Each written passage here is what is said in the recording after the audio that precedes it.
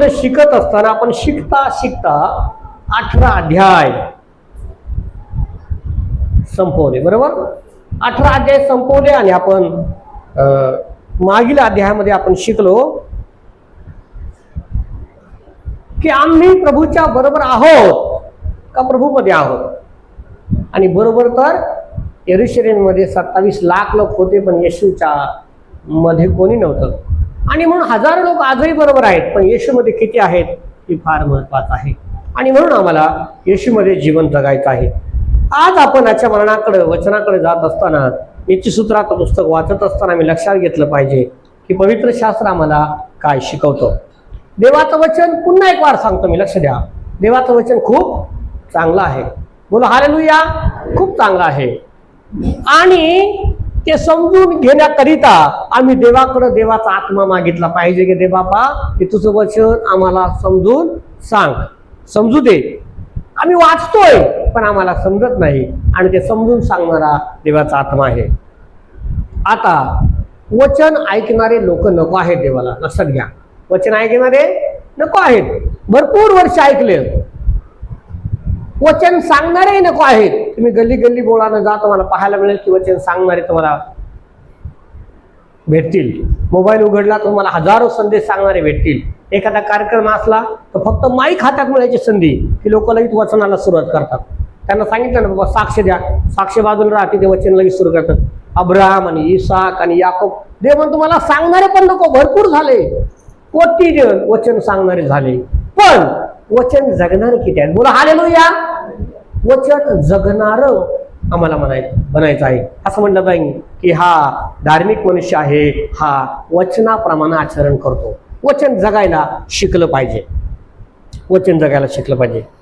आपण वाचणारे फक्त नसावं. वचन वाचत आहे दर रविवारी, दररोज बायबल वाचत आहे, पण आचरण मात्र कसं आहे? शून्य आहे. आम्ही देवापासून दूर आहोत. अजूनही जुना स्वभाव घर करून बसलाय मनामध्ये. हे नीतिसूत्र काय शिकवते लक्षात घ्या. जीवन कसं जगावं. सूत्र म्हणजे महत्व, हातातला मूळ गाभा, सूत्रधार, जीवनाचा सूत्रधार हा नीतिसूत्र करता शलोमोन राजा आम्हाला जीवन कसं जगावं ते सांगत आहे. अजूनही जुना स्वभाव आमचा घर करून बसला आहे. अजूनही त्या रागामध्ये, त्या शापामध्ये, त्या पापामध्ये आम्ही आमचं जीवन घालवत आहोत. मंदिरामध्ये जी धार्मिकता आहे, मंदिरामध्ये जी प्रार्थना होत आहे, जी स्तुतीस्तवन होत आहे, जे हात उभारणं होत आहे, जे हालेलुया म्हणत आहे, जे रबाशबा म्हणत आहे, आणि नंतर आम्ही पाहतो गेली बाबा पळून. बोलो हालेलुया. मग देव तुमचा कुठे गेला? एक प्रश्नचिन्ह आमच्या समोर तयार होतं. मंडळी, देव आणि जीवन जगणे यात काय फरक आहे? आम्ही फक्त नामधारी ख्रिस्ती जीवन जगत नाही ना, आणि आम्ही नेहमी प्रार्थनेत आठवण करत आहोत की देवाचा येण्याचा काळ जवळ झाला. समय कसा आहे? जवळ. आणि पवित्र शास्त्र सांगतो हर एक भविष्यवाणी पूर्ण होत आहे. राष्ट्र राष्ट्रावर उठतील, उठले, एकमेकांना धरून देतील, देऊ लागले, प्रीती थंडावेल. आपण पाहतो सर्वत्र घराघरामध्ये, कुटुंबामध्ये, मंडळीमध्ये प्रेम काय झालं आहे? कमी कमी कमी होत चाललंय. प्रीती संपत आहे, प्रेम संपत आहे. पवित्र शास्त्र सांगतं की जर अजूनही आम्ही पापात आहोत तर येशू येईल आणि निघून जाईल, पण आम्हाला दिसणार नाही येशू कधी आला आणि कधी गेला. आम्ही त्या संकटामध्ये, त्या कठीण काळामध्ये सापडले जाऊ, तेव्हा आम्ही म्हणणार की आम्हाला मृत्यू हवा आहे, पण मरण शास्त्र सांगते येणार नाही. अजूनही आम्ही जर शापात आहोत तर शाप तोडण्यासाठी, पाप सोडण्यासाठी देवाच्या जवळ आम्हाला गेलं पाहिजे. आणि देवाच्या जवळ जाऊन ते वचन स्वीकारले पाहिजे, ते वाचले पाहिजे. आणि पवित्र शास्त्र सांगतं की देव फार फार चांगला आहे, तो क्षमा करतो. जीवन फार सुंदर आहे, लक्षात घ्या. समजते का? कठीण होत आहे. जर बदल होत नाही तर माझ्या सांगण्याचा, त्या संदेशाचा काहीच अर्थ नाही. म्हणून एक वही लिहा, डायरी करून ठेवा, आणि मग ते कधी काय कोणत्या रविवारी संदेश झाला तो घरी गेला थोडं रिपीट वाचा, तुम्हाला समजेल. माझ्या भरपूर डायऱ्या भरल्या, मला वाटतं जवळजवळ 26 डायऱ्या माझ्याजवळ भरल्यात. मी काल पाहिलं 26 डायऱ्या झाल्यात म्हणलं, संदेश लिहून लिहून लिहून. हे नीतिसूत्राची तर स्वतंत्र एक डायरी तयार झाली. ते वचन आम्हाला जगायचं आहे. जीवन फार सुंदर आहे, लक्षात घ्या. परत नाही, हा मनुष्य जन्म पुन्हा नाही. बोला हालेलुया. परत आहे का? एकदा घरी गेलो, नंतर मेलो, मग परत घरी उठून येणार का? चला आता भाकरी करायच्या, घरी जाऊया. येईन का आता? पुन्हा नाही, पुन्हा नाही रे बाबा, लक्षात घ्या. हे पुन्हा जीवन नाही. काय आईस्क्रीम खायची ना, आताच खा, पुन्हा नाही. म्हणून मी तुम्हाला म्हणालो की जे आहे, जे तुमच्या हातात आहे ते तुमचं आहे, जे नाही ते नाही. एकदाच आहे. फार आनंदाने जगा, हर एक क्षण आनंदाने जगा. त्या दुःखामध्ये आनंद करायला शिका. त्या मनाला समजवा, त्या हृदयाला समजवा, त्या मनाला, अंतरात्म्याला सांगा की हा आत्मा देवाचा गौरवासाठी देवाला उष्ण दिलाय. ही माती आहे, ती पुन्हा मातीला जाणार आहे, पण तो आत्मा अमर आहे. तो आत्मा देवाशी कनेक्ट होणार आहे आणि मला रोज देवाबरोबर कनेक्ट व्हायचं आहे. आनंद करायला शिका. सगळी परिस्थिती देव बदलवेल. जोपर्यंत आम्ही बदलत नाही तोपर्यंत देव आमच्यासाठी काही करू शकणार नाही. आणि म्हणून पुन्हा लक्षात घ्या, लिहून घ्या की जीवन फार सुंदर आहे, ते एकदाच आहे आणि पुन्हा नाही. म्हणून प्रत्येक दिवशी जीवनाचा आनंद घ्या. प्रत्येक दिवशी, प्रत्येक क्षणाला. राग येतो, मनुष्य स्वभाव आहे. शैतान हा जन्मताच उपजताच आमच्या हृदयात आहे. आमचा पिंडच पापापासून आहे. जन्मताच ते पाप अंतःकरणामध्ये प्रारंभ करतो. पण पवित्र शास्त्र सांगतं आम्हाला त्यातून बाहेर आणण्याकरिता येशूच्या वधस्तंभावर मरण पावला. बोलो हालेलुया. आणि वधस्तंभावरचं अत्यंत भयंकर मरण त्या येशूनं आमच्याकरिता स्वीकारलं. त्याने 39 छड्यांचा मार खाल्ला, त्याच्या डोक्यात काट्यांचा मुकुट घालण्यात आला, त्याच्या हृदयात भाला भोकसला आणि पाहिलं तो मेला की नाही. पवित्र शास्त्र सांगतं येशूने आमच्यासाठी अनमोल रक्त सांडलं आणि आम्हाला हे सुंदर जीवन दिलं. आणि म्हणून ते जीवन फार सुंदर आहे. त्याला अधिक सुंदर कसं करता येईल हे आम्ही विचार केला पाहिजे. जगाचा विचार करत बसला तर कधीच होणार नाही. आम्हाला आमचा स्वतःचा विचार करणं फार गरजेचं आहे. ते पुन्हा नाही, मनुष्य जन्म पुन्हा नाही, याचा विचार करा. फार फार फार फार फार सुंदर हे जीवन आहे. विचारपूर्वक शब्द वापरा. म्हणून पवित्र शास्त्र काय सांगतं वाचूया आपण.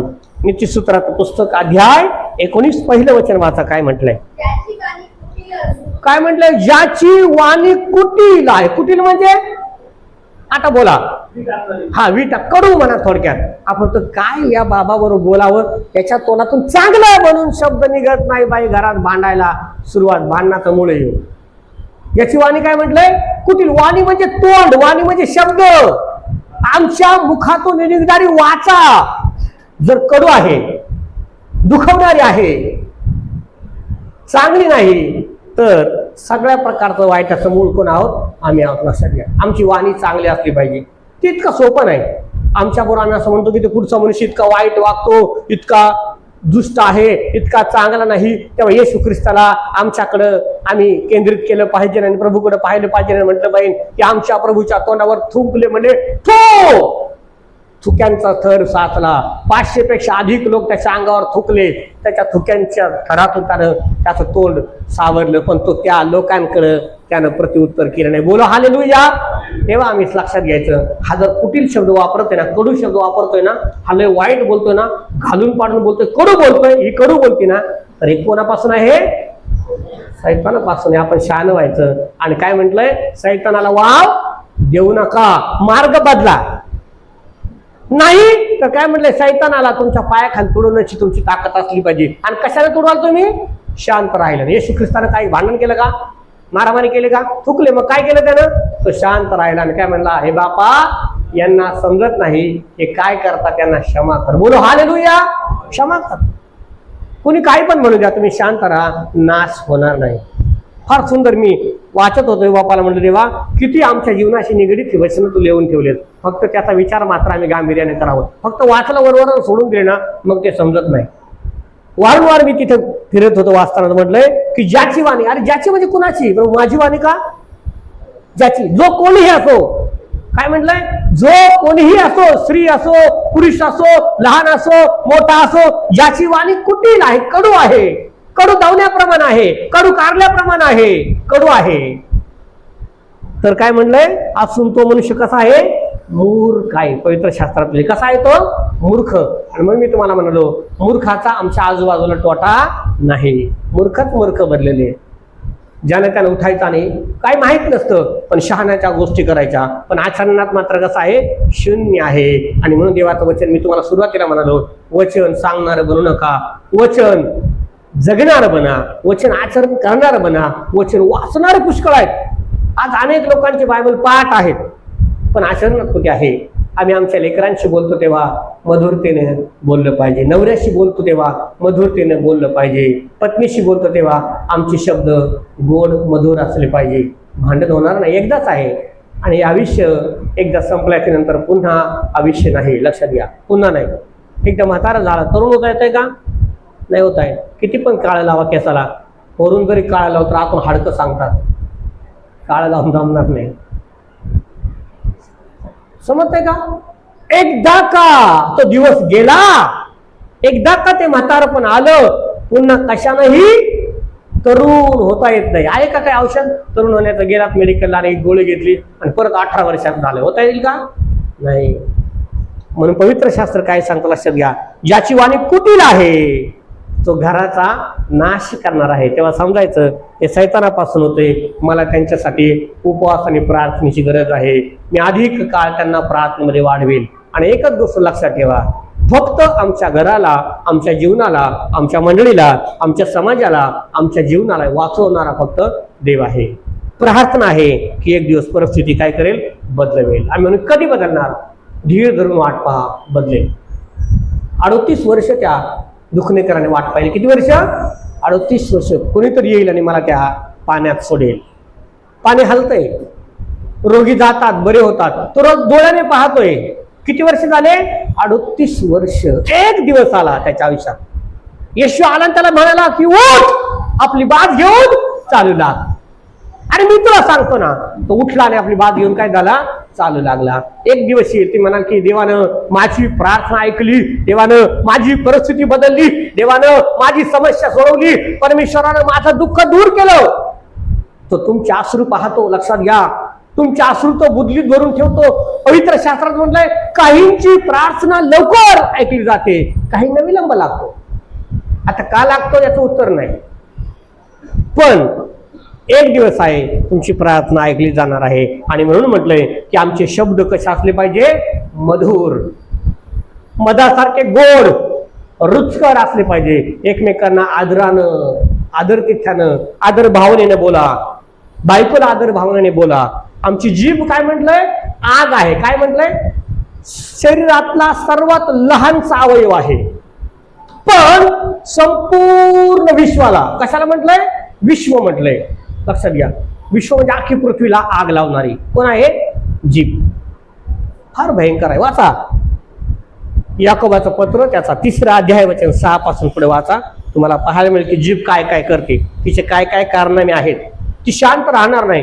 अरे कापली तरी शांत राहणार. अगबाई गब्बस, अगबाई गब्बस, अगबाई गब्बस, नको बोलू, चालूच. आणि मग वाद होतात, मग भांडणं होतात, मग त्या भांडणापासून अजून काय काय गोष्टी घडतात. आणि घराच्या घरात उद्ध्वस्त झाले, जीवन उद्ध्वस्त झालं, मंडळ्या उद्ध्वस्त झाल्या, कुटुंब उद्ध्वस्त झाले, संसार बुडाले, फक्त जिभेमुळं. काय म्हटले जिभाचा, हा काय म्हटलं, तशी जीभ ही लहानसा अवयव असून मोठ्या गोष्टींची हुशारकी मारते. पहा, लहानशी आग केवढ्या मोठ्या रानाला पेटवते.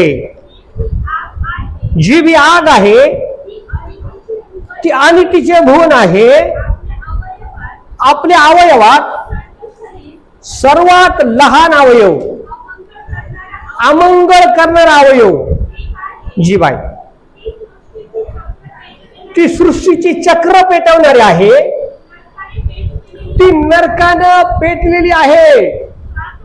श्वापदे, पक्षी, सरपटणारे प्राणी आणि समुद्रातील जीव, या प्रत्येकाचा स्वभाव मनुष्य स्वभावाला वश होत आहे आणि झाला आहे. परंतु मनुष्यापैकी कोणीही जिभेला वश करवयास सामर्थ्यवान नाही. ती शांतीरहित असून दुष्ट आहे, प्राणघातक विषाणू भरलेले आहे. तिच्या योगे जो प्रभू व पिता त्याची आपण स्तुती करीतो आणि देवाची प्रतिमेप्रमाणे केलेल्या माणसाच्या हा शापही देतो. एकाच तोंडातून स्तुती व शाप निघतात. माझ्या बंधूंनो, ह्या गोष्टी अशा प्रकारे होता कामा नये. झऱ्याच्या एका छिद्रातून गोड पाणी व कडू पाणी निघते काय? माझ्या बंधूंनो, अंजिराला जैतुनाची फळे किंवा द्राक्षाला अंजीर येतात काय? तसेच खाऱ्या पाण्यातून गोड पाणी निघणारच नाही. काय म्हटलंय?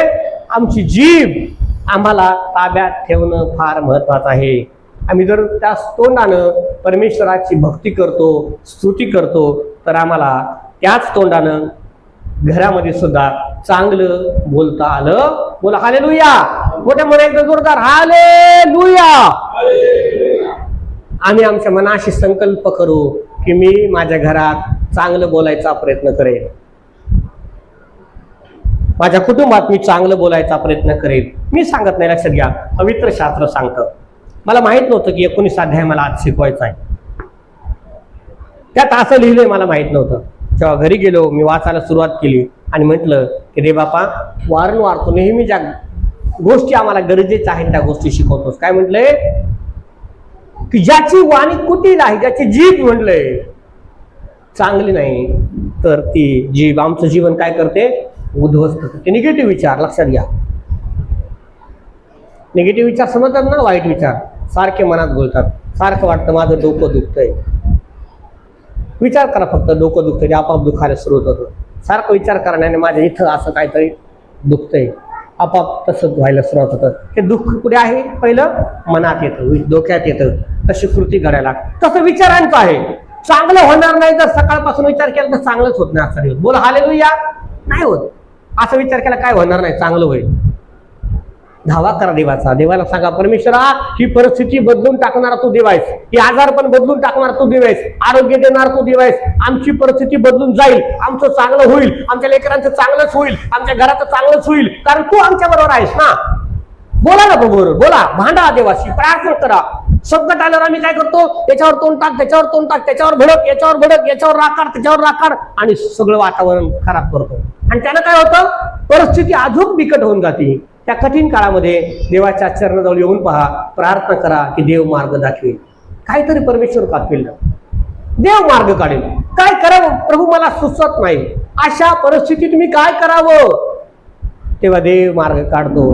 सगळे मार्ग जेव्हा बंद होतात तेव्हा देव मार्ग काढतो. आणि म्हणून म्हटलंय वचनामध्ये, मार्ग, सत्य आणि जीवन कोण आहे? प्रभू तो मीच आहे. मार्गही तो आहे, सत्यही तो आहे, आणि जीवनही तो प्रभू आहे. आणि म्हणून आम्हाला त्या देवावर विसंबून राहायचं आहे. देवावरती विसंबून राहायचं आहे. आम्ही जर स्वतःच्या जिभेवर ताबा ठेवला तर पवित्र शास्त्र सांगतं आम्ही संपूर्ण विश्वावर ताबा मिळवल्या सारखा आहे. आणि म्हणून रागावर ताबा आपाप येतो. तोंडावर ताबा ठेवला की आपाप काय होतो? राग कमी होतो. मनामधले सगळे वाईट विचार सोडून टाकायचे. सगळे वाईट विचार काय करतात? माणसाला निराशेत घेऊन जातात, देवापासून, प्रार्थनेपासून दूर घेऊन जातात. आणि ते वाईट विचार माणसाचं जीवन संपवून टाकतात. म्हणून मी तुम्हाला म्हणालो की जीवन फार सुंदर आहे. लक्षात घ्या, फार कसं आहे? लोकांसाठी नाही, स्वतःसाठी जगायचा प्रयत्न करा, आपाप सगळं चांगलं होईल. प्रभूसाठी जगायचा प्रयत्न करा, आपाप चांगलं. दुसरं वचन वाचा, काय म्हटलंय? आत्मा ज्ञानहीन असणे बरे नाही. उतावळ्या पायाचा मनुष्य काय करतो? वाट. फार अर्थपूर्ण वचन आहे. लक्षात घ्या, अर्थपूर्ण वचन. जेव्हा ज्याचे पावलं उतावळे आहेत ना, तो पटकन निर्णय घेतो आणि संपवतो स्वतःला. तो म्हणतो आता जगण्यात काही अर्थ नाही, इतकं काय मोठं झालं ना, तुझ्या जीवापेक्षा काय मोठं नाही, सोडून दे. तुला नाही जमत ना, राहू नको. नाही जमत ना, स्वतंत्र हो. नाही जमत ना, मोठं काम कर. आणि ते काम करण्याकरिता आत्मा कसा असला पाहिजे? हुशार, बिनचूक, ज्ञानवंत असला पाहिजे. म्हटले ज्ञान शून्य जर आत्मा आहे ना, तर मग मनुष्य चुकतो. ज्ञान संपादन केलं पाहिजे. विचार करा, महान पुरुष, महान स्त्रिया ज्या घडल्या गेल्या त्या फार संकटातून. पंडित रमाबाई वाचा स्त्रियांनी. माहित आहे का पंडित रमाबाई? नसल एकदा तरी मंडळीला विनंती आहे की घेऊन जा, त्यांना दाखवा. जीवन बदलून जाईल अशी परिस्थिती आहे. अगदी छोटी 3.5 फुटाची स्त्री आहे, फार उंच नाही. उंची तिची छोटी आहे पण कीर्ती फार मोठी आहे, आकाशाला भिडेली एवढी. नवरा मेल्याच्या नंतर अनाथांसाठी तिने आश्रम सुरू केलं. जगाला विरोध केला पण हार नाही मानला. आम्ही छोट्याशा गोष्टीसाठी हार मानतो. छोटं घरात वातावरण बिघडलं ना, आम्ही खचून जातो. कधी? चंद्रावर जाणार. त्या यानात बसून चंद्रावर जाणाऱ्या स्त्रिया आहेत. मेट्रो चालवणारी सगळ्यात पहिली भारतातली स्त्री आहे, लक्षात घ्या. पवित्र शास्त्र सांगतं की आमचा आत्मा कसा असला पाहिजे? ज्ञानवंत असला पाहिजे. देवाचं ज्ञान संपादन करा, त्याकरिता प्रार्थनेमध्ये वाढा. देव परिस्थिती बदलवेल. देव बदलवेल, परिस्थिती बदलेल. स्वतः करिता, अगोदर कशाकरिता? स्वतः करिता जगायला शिका की मला स्वतःला पाहिजे, मग दे बाप आम्हाला मोठं करतो. काय म्हटलंय? उतावळ्या पायाचा मनुष्य काय करतो? वाट चुकतो. पण आमची पावलं स्थिर असले पाहिजे. पवित्र शास्त्र सांगतं 42 अध्याय काढा, वाचा स्तोत्र. तो काय म्हणतो? हरणी जशी पाण्याच्या प्रवाहासाठी लुलपते, तसा आहे देवा माझा जीव जिवंत देवासाठी तहानलेला झालाय. माझा जीव जिवंत देवासाठी लुलपत आहे. माझे पावलं तू खडकावर स्थिर केली. तुम्हाला दळमळू दिलं नाही, तुम्हाला बुडू दिलं नाही. जहाज, विशाल मोठं जहाज त्या समुद्रात काय करतं? तरंगतं. हजारो टन माल घेऊन पण तरंगतं. असे एक बारीक दगड टाका, तो बुडून जाईल. पण त्या जहाजामध्ये घरा एवढा दगड टाका, बुडेल का? का नाही बुडणार? कारण त्या जहाजाची ती क्षमता असते की मला इतका माल घेऊन मी काय करेल? निघून जाईल. एवढा दगड आहे, त्याची क्षमता नाही, तो फार छोटा आहे. बारीक घ्या, अगदी बारीक घ्या, मोहरीचे दाणे एवढा, तरी तो ते तरंगेल का? मग का नाही तरंगत? अरे विशाल जहाज, अख्ख्या आपल्या नगरा एवढं जहाज जरी असतं ना, तरी ते जहाज पाण्यात तरंगतंय. काय कारण आहे? त्याला कारण आहे की त्या जहाजामध्ये ती क्षमता आहे तरंगण्याची. आमची ती क्षमता तयार झाली पाहिजे. काही होऊ दे, पण वाईट विचारांना माझ्या घरात आसरा मिळणार नाही, माझ्या जीवनात आसरा मिळणार नाही. काही होऊ दे, मी प्रार्थनेला हार मानणार नाही.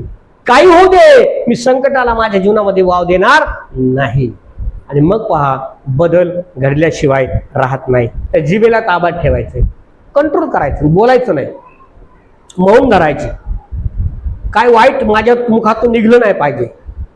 नाही जमत, शांत राहायचं. काय नाही होत, आपाप परिस्थिती बदलते. थोड्या वेळाने राग निघून जातो.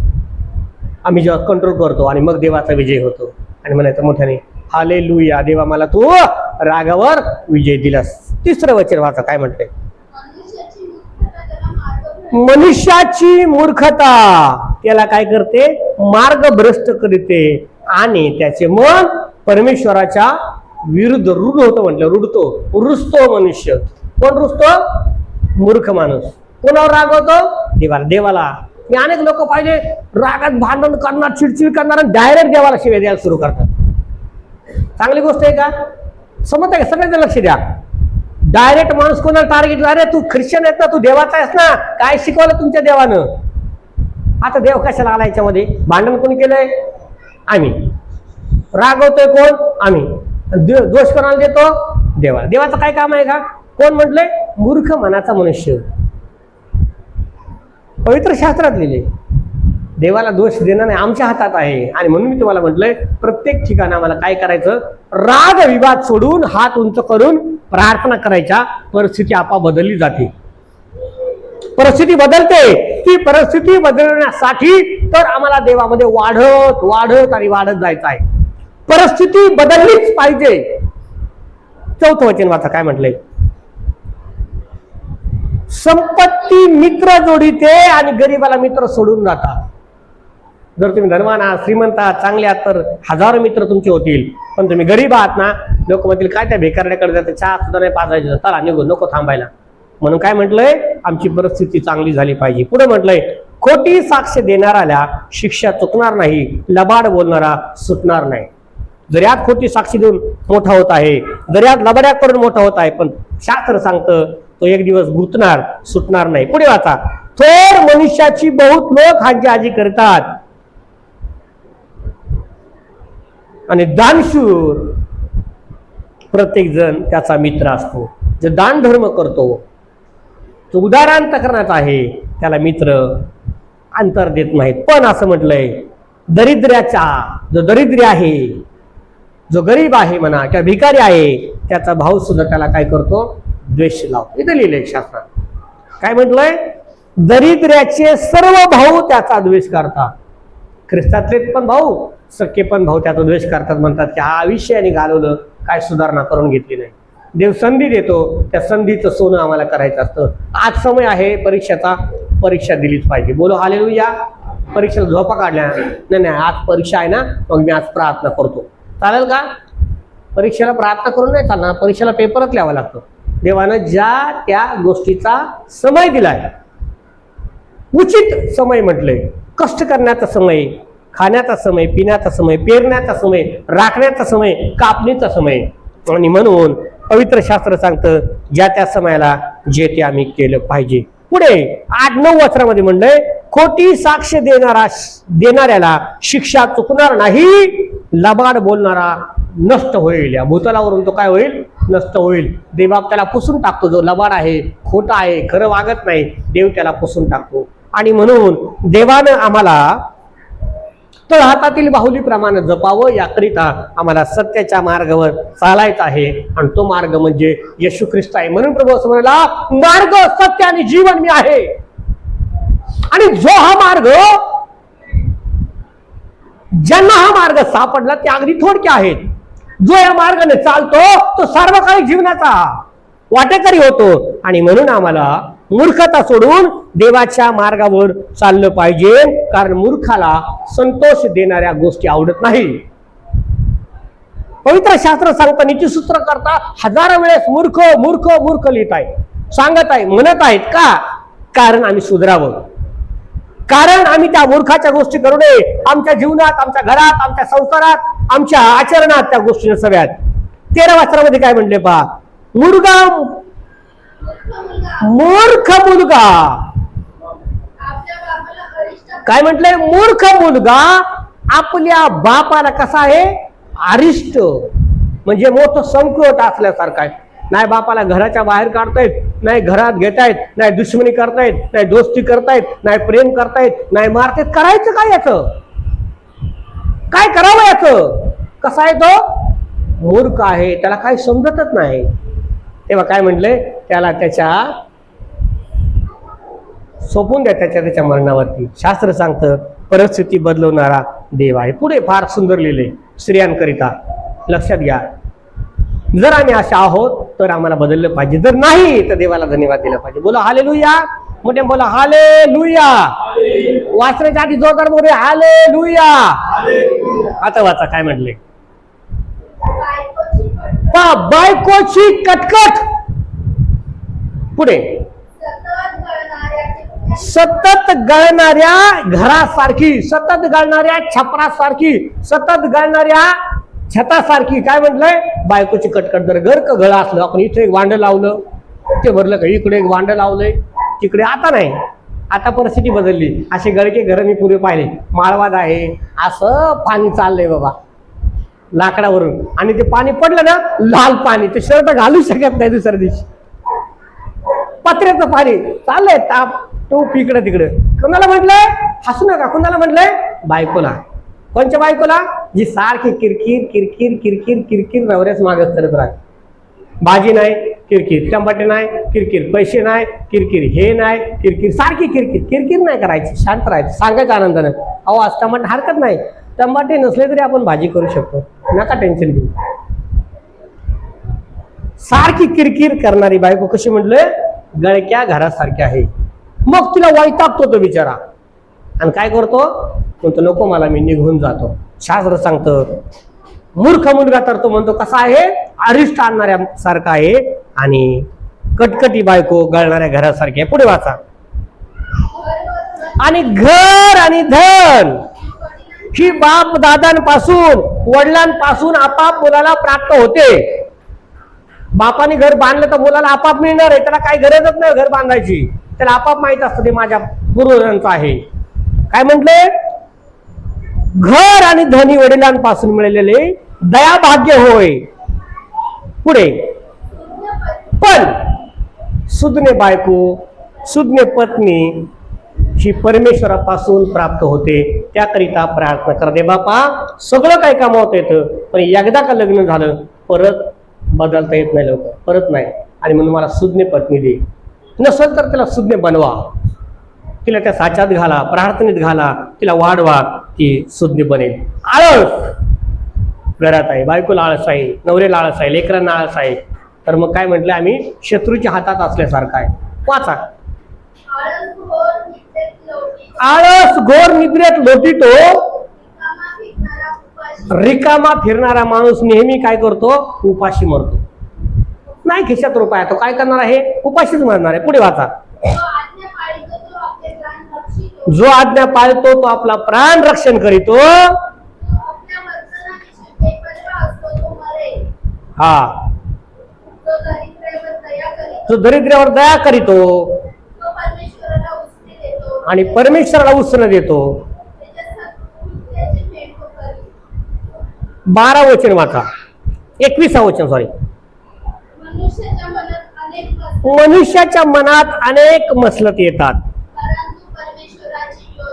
परंतु परमेश्वराची योजना ती मसलत स्थिर करते. लक्षात घ्या, आमचं मन आहे ते काही पण विचार करेल, पण स्थिर करणं देवाच्या हातात आहे. आणि म्हणून आम्हाला नेहमी देवाच्या हातामध्ये सोपून द्यायचं आहे.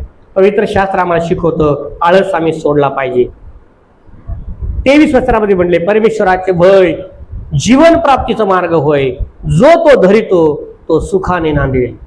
परमेश्वराचा मार्ग म्हटलंय, परमेश्वरात वचन म्हटलंय, परमेश्वरात जीवन म्हटलंय, पवित्र शास्त्र म्हटलंय, जीवनाचा मार्ग आहे. आणि जे ते आचरण करतात ते सुखाने नांदतात.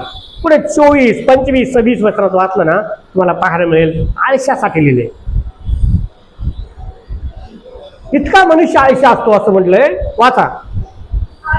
आळशी एकदाच आपला हात ताटात घालतो आणि पुन्हा तो काढत नाही, झोपी जातो. इतका जेवायचा सुद्धा कंटाळा आहे. आणि मग आशीर्वाद मिळतील का? नाही मिळणार.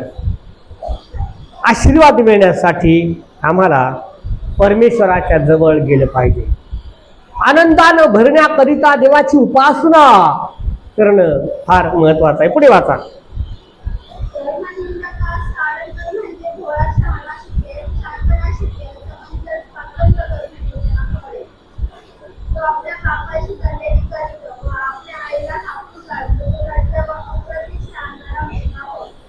खाली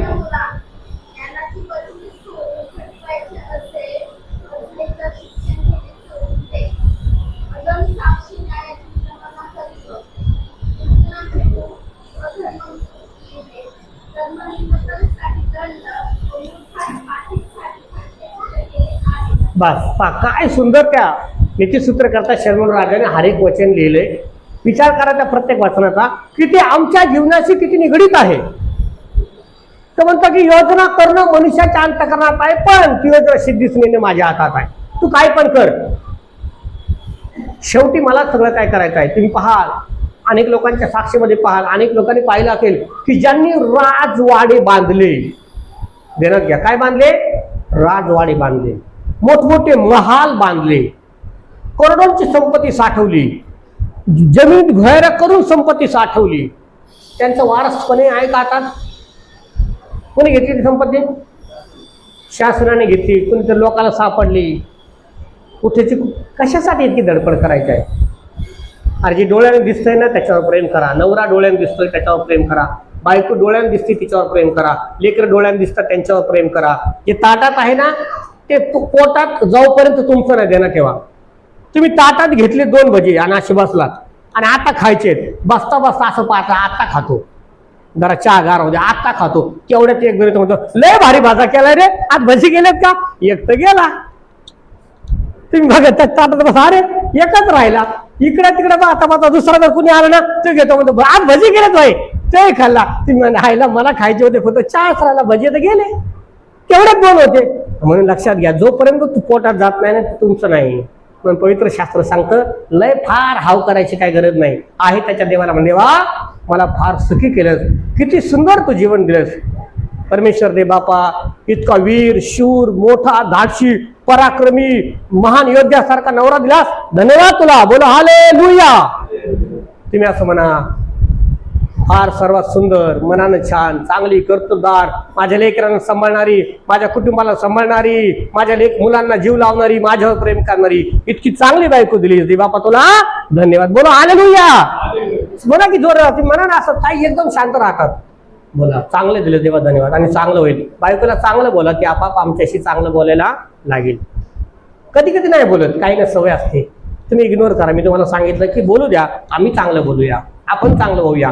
कधी कधी लेकरं इतका त्रास देतात, इतका राग येतो, असं वाटतं काय करावं याला, पण काय नाही करू शकत. काय करणार? रागात उठलं, लेकरांना मारलं, नाही मारलं, डोकं फोडलं, तर दवाखान्यात कोणाला न्यायचे? अरे कोणाला घेऊन जायचे? आम्हालाच घ्यावं लागणार आहे. काय करायचं? डोकं फोडून शांत राहायचं, ते बापा सुधरवेल, परिस्थिती बदलवेल. म्हणून मी तुम्हाला सांगत आहे की वचन फार सुंदर आहे. हर एक गोष्ट त्यानं फार उत्कृष्ट आमच्याकरिता लिहिली. आम्हाला आता देवाला धन्यवाद दिला पाहिजे. सर्व गोष्टीबद्दल देवाला धन्यवाद दिला पाहिजे. मनुष्याच्या मनात अनेक योजना येतात, अनेक मसलेत येतात, पण पवित्र शास्त्र सांगतं सिद्धीस नेणारा कोण आहे? परमेश्वर आहे. जितकं आहे ना तितक्यात समाधानी राहा, सगळं चांगलं होईल. 4 कपडे आहेत ना, 4 कपड्यातच समाधानी राहा, टेन्शन नाही ना. 5 भांडे, त्या 5 भांड्यात समाधानी राहा, काही त्रास नाही वाटणार.